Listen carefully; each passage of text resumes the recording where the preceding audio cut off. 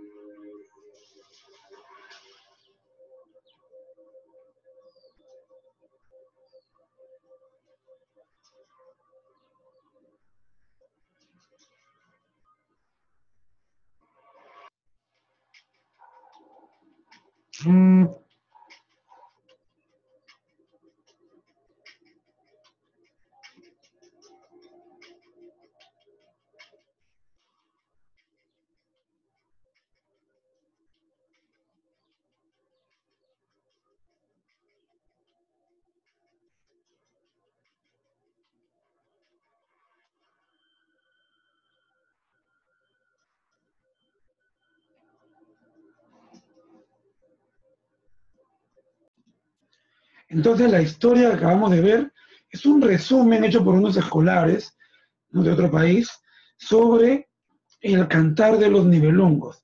Y lo que vimos es guerras, matanzas, la lucha por el honor, la traición. Bueno, en realidad la obra de los Nibelungos es una obra muy extensa y muy hermosa, pero hemos visto solamente una adaptación y resumen, porque tenemos que avanzar en realidad más temas y queremos irlos explicando uno a uno. Entonces, a ver, empezaremos explicando o definiendo a qué llamamos literatura medieval. Y justamente, como dijimos, y podemos ver acá, es el periodo más extenso en la historia. Se le llamó también oscurantismo porque los conocimientos eran ocultados, dejando a la gente en la ignorancia. Señores, ahora que tenemos la facilidad del Internet, para nosotros es más difícil caer en un engaño, porque podemos entrar a las redes sociales e investigar por nuestra cuenta. Pero esto no pasaba en la Edad Media. En la Edad Media los libros, los conocimientos estaban muy limitados para algunas personas. Y vamos a ver luego cómo la Iglesia se va a hacer cargo de toda la educación, de toda la enseñanza en escuelas y en universidades solo para ricos, porque los pobres seguían trabajando en la ignorancia, ya que al rey y a la Iglesia les convenía que mientras más gente se mantuviera en este estado de desconocimiento, era más fácil de manipular, era más fácil de explotar, ¿sí? Por ejemplo, un mito que hemos creído mucho tiempo es que no se supo hasta mucho tiempo después de la Edad Media que la Tierra era plana, que la gente en la Edad Media, que todos creían que la Tierra era plana. Ahora se sabe, con muchas investigaciones, que los sacerdotes medievales lo descubrieron mucho tiempo atrás y lo guardaron, estos conocimientos, sabían que la Tierra era redonda y lo guardaron junto con los libros que ellos consideraban prohibidos en el famoso códex que nadie más que ellos debían leer. Pero vamos a irnos enterando poco a poco algunas cosas más, algunas perlas más de la Edad Media. En este caso, muchachos, estamos viendo que no es que no había conocimientos, sino que se les ocultaba. Aquí tenemos la creencia de que habían monstruos en mares lejanos, con el verdadero objetivo de que nadie investigara más lejos de su tierra. Los castigos purificadores que daban los sacerdotes en la Santa Inquisición, bajo la absurda interpretación de que Cristo sufrió y se purificó y convirtió al sufrimiento en el mejor instrumento purificador del alma. Y tenemos también aquí la gran religiosidad que va a abordar esta terrible época para la humanidad. Una religiosidad casi en su totalidad plagada de engaños, mentiras y bastantes fantasías que hemos heredado incluso en la actualidad. A ver, entonces, ¿cuál fue el contexto?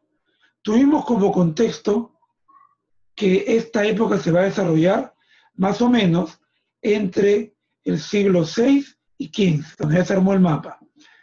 Todo empieza con la caída de Roma Occidental en el año 476 después de Cristo. Esto corresponde realmente al siglo V, pero todavía se están formando, todavía están organizándose las tribus bárbaras con los pueblos dominados que de alguna manera lograron liberar de la dominación romana, ¿sí?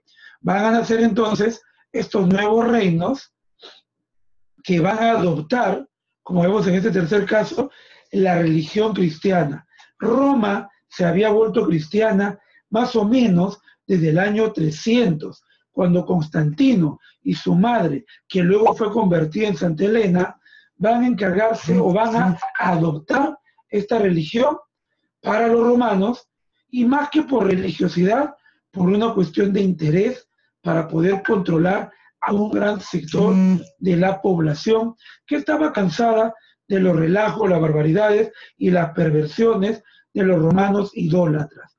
El caso es que tanto romanos como cristianos luego van a tener que sentarse y ponerse de acuerdo y ceder cada uno desde su religión lo que luego será el catolicismo.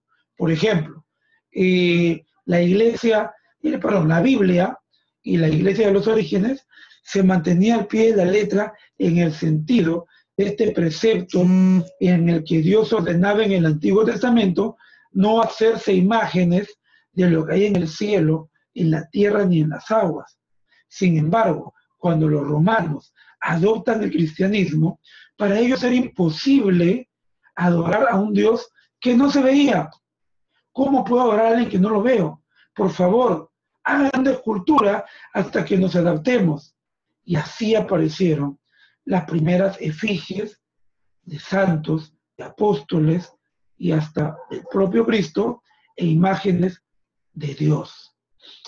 Del mismo modo, va a haber una transculturización y va a haber una mezcla de divinidades. Existían las estatuas de muchos dioses romanos heredados de los griegos, como el caso famoso de Poseidón, el dios musculoso que llevaba una red y en otra mano un tridente.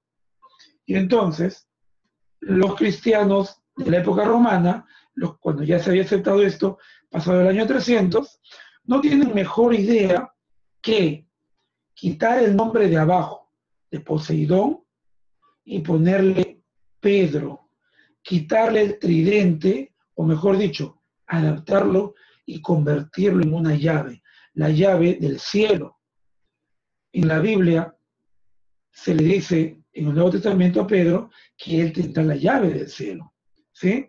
Y en la otra mano la red, en alusión y coincidencia a que Pedro era pescador. Y así, como les digo, se fueron mezclando. Y el cristianismo, ya convertido en catolicismo en Roma, va a tener mucho de esta unión. Como les digo, lamentablemente la mezcla de religiones, tanto romanas como las creencias barbáricas y el cristianismo, van a traer y van a sembrar la ignorancia y la superstición.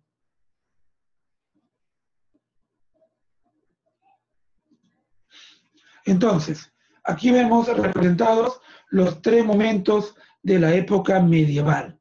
En primer lugar, el mester de juglaría, luego el mester de clerecía y el prerrenacimiento. El mester de juglaría es la parte más heroica, la parte de los guerreros, de los caballeros, como el que vimos hace un momento en un video. Esta literatura o las historias que van a nacer aquí se van a apoyar fundamentalmente en las guerras contra los árabes, contra los moros, o también entre algunos pueblos que aún no estaban sometidos a ninguna tribu barbárica. Los reinos se van formando y necesitan un héroe. ¿Por qué se llama a esta primera parte mester de juglaría? Mester significa labor y juglaría por los juglares. Estos personajes que iban de pueblo en pueblo llevando las historias. Estas historias fueron populares porque cuando el juglar se paraba en una plaza pública, no se podía evitar que ricos y pobres escuchen la gran hazaña del héroe que era contada por el juglar. Se prefirió la oralidad. Muchos juglares llegaron a saber leer y escribir, pero eran conscientes de que la mayoría del pueblo no conocía la escritura y ellos querían un público mayor. Así que optaron por la oralidad y el contacto directo. Pero cuando acaban estas guerras, bueno, toda la Edad Media estuvo llena de guerras, pero cuando se disminuyen, se aminoran, aparecerá el mester de clerecía. Mester de labor y clerecía los clérigos, los sacerdotes. Se va a abandonar la literatura heroica y se va a abordar la temática religiosa. Los sacerdotes trabajarán de la mano con los reyes y entenderán que curiosamente, mientras el pueblo tenga más cultura, era menos probable que se les pudiera manipular. Así que la escritura fue ahora el parámetro de la educación y de la literatura. Los juglares son erradicados de plazas y parques y nacen los trovadores, que van a contar historias en los castillos.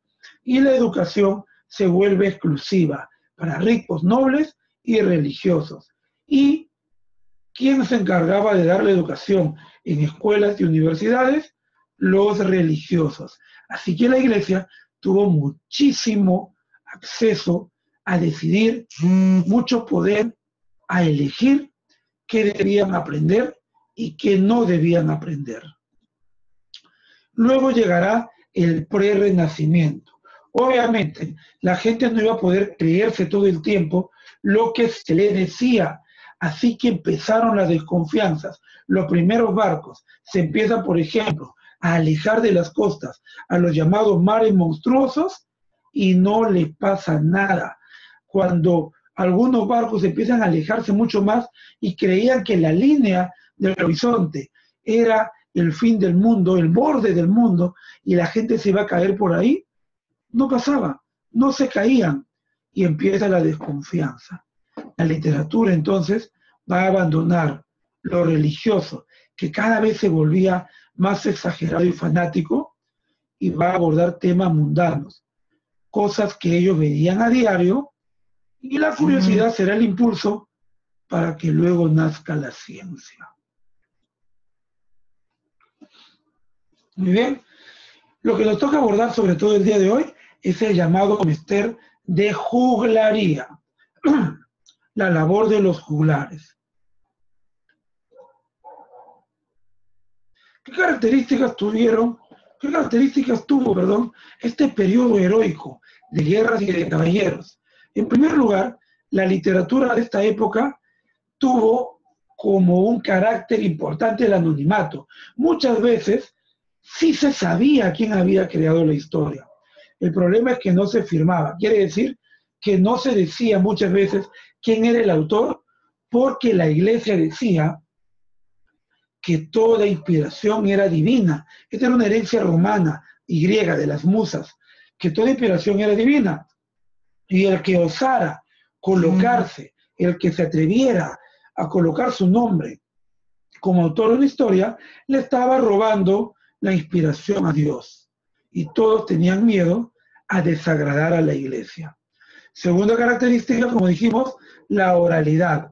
No se va a registrar las historias en un principio, sino que serán relatos a viva voz. Pero ya en el menester de clerecía, habían historias que fueron tan famosas que los mismos sacerdotes empezaron a recogerlas en manuscritos. Lamentablemente, la oralidad hizo que muchas historias se pierdan para siempre. Tercera característica, el nacionalismo. El héroe va a representar el espíritu de un pueblo, y al representar a su pueblo lo exalta. Por ejemplo, en España, El caballero del mío Cid, literatura española, algo que estudiamos hace 2 años. En la literatura española, el mío Cid es un guerrero que lucha por su honor. Es capaz de no rebelarse ante el rey, sino demostrar que él es un hombre honorable hasta el final. Y entonces se creía que todos los hombres de Castilla, y en especial del pueblo de Vivar, porque el héroe se llama Rodrigo Díaz de Vivar, pensaban que la gente de Vivar era tan honorable como el Cid. Tenemos también el carácter testimonial. Señores, los juglares, para hacer más creíble su historia, manifestaban que siempre habían estado allí, en el lugar de los hechos, que ellos lo vieron, que nadie les inventó lo que contaban, o que su padre o abuelo se lo habían contado, y hasta tenían prendas o algún elemento, entre comillas, probatorio de esta supuesta realidad. Al mostrarse de esa manera, todos creían que esta literatura no era ficción, sino realidad. También tuvo la característica de ser fantástica. Se llenó cada una de estas historias con hechos sobrenaturales y mágicos que ayudaban al héroe o lo enfrentaban. Vamos a poner el caso del rey Arturo de Inglaterra. La manera en que él va a ser coronado responde a un hecho sobrenatural. Su padre, antes de morir, entierra, clava la espada en una roca y solo el verdadero heredero de Gran Bretaña podrá extraerla. Y Arturo, a los 12 años, una edad mágica coincidente con los 12 años de Jesús que se pierde en el templo y asombra con su sabiduría, igual Arturo, a los 12 años, logra extraer la espada de la roca. ¿Y quién era su consejero? Un mago, Merlín, y uno de sus enemigos, la bruja Morgana. Entonces, estas cosas mágicas, fantasiosas, estaban entrometidas en la historia, pero a pesar de lo fantástico, la gente en esta época seguía creyendo que todo era real. Siguiente característica, la literatura fue popular. Como ya lo dijimos, esta llegaba a todos, era pública, se representaba en plazas y en parques. Ahora, ¿cuál fue el género que va a representar a esta literatura? Sobre todo será el cantar de gesta.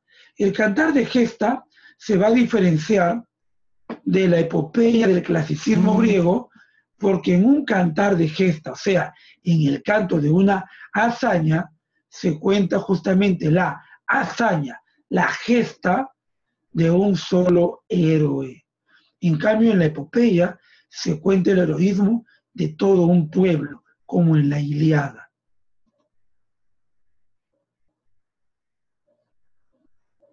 En primer lugar, tenemos el Cantar del Mío Cid. Esta es una obra basada en la vida real de Rodrigo Díaz de Vivar. Todos los personajes existieron. Lo único que puede a nosotros llamarnos la atención es que el manuscrito que fue encontrado, que data más o menos de los años 1200, pero que obviamente recoge una historia que se cuenta de un tiempo mucho más anterior, a este manuscrito le falta la primera hoja. ¿Y cómo se va a completar? Se completa con otras crónicas históricas españolas, porque el Mío Cid se tomaba como un hecho histórico y no como literatura. Lo poco que se sabe es que el rey Alfonso destierra a Rodrigo Díaz porque le hacen una falsa acusación. Grande debió haber sido esta acusación como para que una extraña mano haya decidido que no se sepa nunca y rompiera la primera hoja de este manuscrito. El país es el actual España, el autor es anónimo, algunos por error le adjudican la obra a Pere Abad o a Medinaceli, pero estos fueron solamente supuestos trovadores, en el caso de Medinaceli, o el sacerdote que se encargó de copiar el manuscrito. Pero el autor hasta ahora no ha sido determinado. Protagonista, como lo dijimos, Rodrigo Díaz de Vivar. En este tiempo, sobre todo en España, los héroes incluían en su apellido, como Díaz, el lugar de procedencia para darle justamente esa gloria que hablamos, donde el héroe representa el espíritu de un pueblo. El tema de la obra es el honor del héroe. Y el contexto en que se desarrolla esa historia es durante la guerra entre castellanos y moros. Todavía la nación no se llamaba España. ¿Está bien? Ahora, bueno, ya estamos en el Cantar de Roldán. Recordemos, vamos a recordar un detalle más sobre el Mío Cid. Es una obra harto conocida. En el caso del Mío Cid, esta obra está dividida en 3 cantares y la división, la tripartición de la obra es un principio heredado desde la época de Aristóteles y que la Iglesia mantiene en alusión a la Trinidad, el Padre, el Hijo y el Espíritu Santo. En la literatura, el inicio, el nudo y el desenlace. ¿Está bien? Primer cantar del mío Cid, lo destierra, el inicio. El nudo, el Cid parece ser perdonado y hacen que sus hijas se casen con los infantes de Carrión, pero estos, la maltratan. El desenlace, el Cid exige venganza y ésta se concede. El Cantar de Roldán está basado también en un hecho histórico, en la tragedia en el paso de Roncesvalles. Esto se va a dar en Francia. Tiene muchísima inspiración o coincidencia con la desgracia de Leónidas en las Termópilas. Todos vimos la película 300, donde en un estrecho camino son ellos destruidos por la traición de un espartano. En este caso, Roldán será víctima de la traición de su padrastro. Roldán era sobrino de Carlomagno, y aquí vamos a ver, aquí vamos a ser testigos de una especie de competencia medieval de los héroes. En el caso de Roldán, él recibió una espada que el ángel Gabriel le había puesto en sus manos al rey Carlomagno, el tío de Roldán. Y esa espada tenía una empuñadura sagrada. Le desenroscaban la empuñadura y adentro habían reliquias de santos.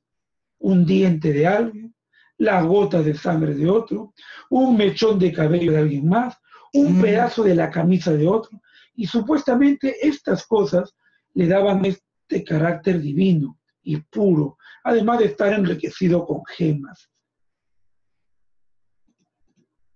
Como dijimos, el país es el actual Francia, que en un tiempo, sobre todo en esta época de caballería o de juglaría, estuvo muy, muy vinculada a España.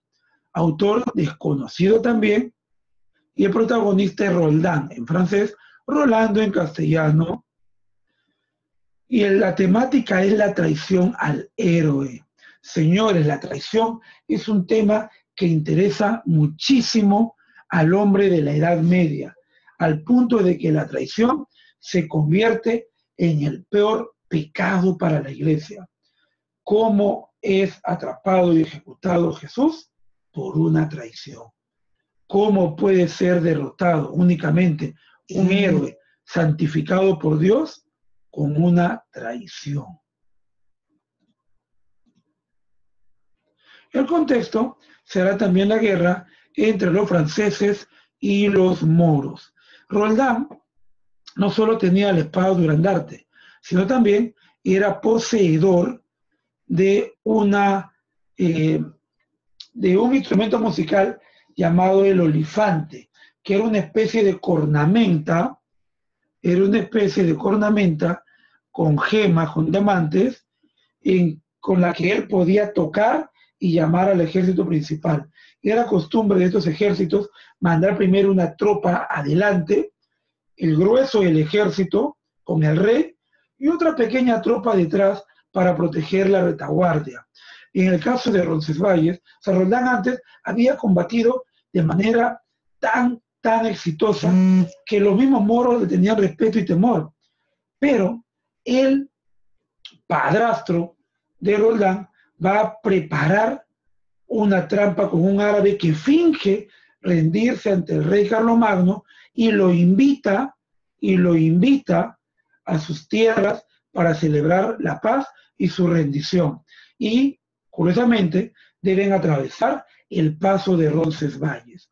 Pasa la tropa de expedición, donde está el padrastro de Roldán, y pasan luego también las tropas de Carlomagno, y a la vanguardia queda Roldán, el principal héroe.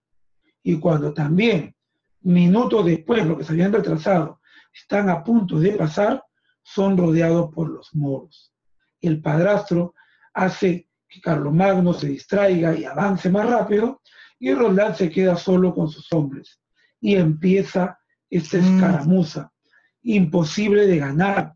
Dice que la lucha era 1 contra 5. Con la espada Roldán podía partir de un solo tajo un caballero en 2 o hasta a 10 que estuvieran formados en línea, y la espada no se trababa con las tripas ni con nada. Pero era insuficiente, sus hombres caían por doquier. Al propio Roldán, como vemos en la imagen, le caen como 50 flechas en el cuerpo. Él las corta y sigue peleando. Miren que los franceses querían tener un héroe mejor que el Cid. Así que la historia de Roldán es cierta, pero está llena de exageraciones. Cuando ya han muerto todos, Roldán siempre se negó a tocar el olifante, porque su orgullo estaba primero. No quería pedir ayuda, quería ganar. Pero cuando ya mueren todos y Roldán, fatigado, se acuesta también a morir, toque el olifante, que luego escuchará Carlomagno. Toque el olifante y un árabe le quiere robar su espada porque estaba llena de gemas. Y Roldán, ya agonizando, dicen que le había quedado una roca en la cabeza, que le había partido un poco el cráneo, pero él seguía peleando, con los sesos, chorreándole por el oído. Roldán coge el olifante y le rompe la cabeza a este árabe que le quiso robar la espada. Y él mismo agarra la espada y la quiere destruir para que no caiga en manos pecadoras. Pero la espada parte de las rocas, parte de las piedras. Al final, Roldán se quita el guante y lo eleva al cielo y lo suelta. Colgó el guante, murió. Y el ángel Gabriel baja con otros ángeles a llevarse el alma del héroe. Miren el nivel de fantasía mezclado con misticismo en esta historia. Y por último tenemos el cantar de los Nibelungos que vimos hace un instante, ¿sí? La desgracia amorosa del cazador de dragones. Enamorarse fue el peor pecado. Esta historia cuenta cómo Sigfrido logra matar a un dragón y bañándose con su sangre de él se hace casi indestructible. Lo malo es que este dragón custodiaba la caverna que daba a la entrada de un pueblo que había terminado siendo maldito por su ambición al tesoro. Era la cueva del pueblo de los Nibelungos. Entonces, Sigfrido, luego de matar al dragón, se da cuenta de las propiedades que tiene esta sangre y se baña en la sangre. Pero un espíritu de los Nibelungos, transformado en ave, le deja caer una pluma en la espalda, en la parte que da el corazón, que será el único punto débil. Y que en algún momento, Sigfrido, en un momento de amor, le revelará su punto débil a su amada, a su esposa Crimilda. Y ella, cuando se siente engañada y traicionada por el héroe, develará el punto débil de este guerrero y morirá. Y quedará en la historia siempre la imagen de la mujer como uno de los seres más cruelmente vengativos. En ese video que observamos, ella logra matar hasta su propio hermano en venganza, para luego terminar siendo ejecutada, porque seguimos en una tradición machista donde una mujer no puede ser la heroína final. Esto se desarrolla en Alemania y el autor también es anónimo, como todos los cantares de gesta. Sigfrido es el protagonista y la temática es la maldición de los Nibelungos. Cuando él se lleva el tesoro, los espíritus se lo tratan de impedir y le dicen que no continúe. Y él ve un poderoso y hermoso anillo y se lo coloca y le dicen que ese anillo solo le traerá desgracias. El contexto de esta historia es en la continuación de la cristianización europea hacia los demás pueblos occidentales que estuvieron presentes durante la caída de Roma y la invasión barbárica. Bueno, muchachos, esta ha sido la clase bastante resumida para ustedes. En la guía tienen ustedes también un fragmento del Cantar de los Nibelungos y yo te voy a contar la historia detallada en nuestra próxima sesión de Zoom que vamos a tener. ¿Está bien? Entonces, te dejo de todas maneras aquí los links, bueno, en este caso el video que hemos visto, y aquí te dejo una grabación del Cantar de Roldán de 20 minutitos que te recomiendo que la veas. Es muy buena y así podrás conocer un poco más sobre el tema de hoy. Bueno, muchas gracias. Conmigo será hasta una próxima oportunidad.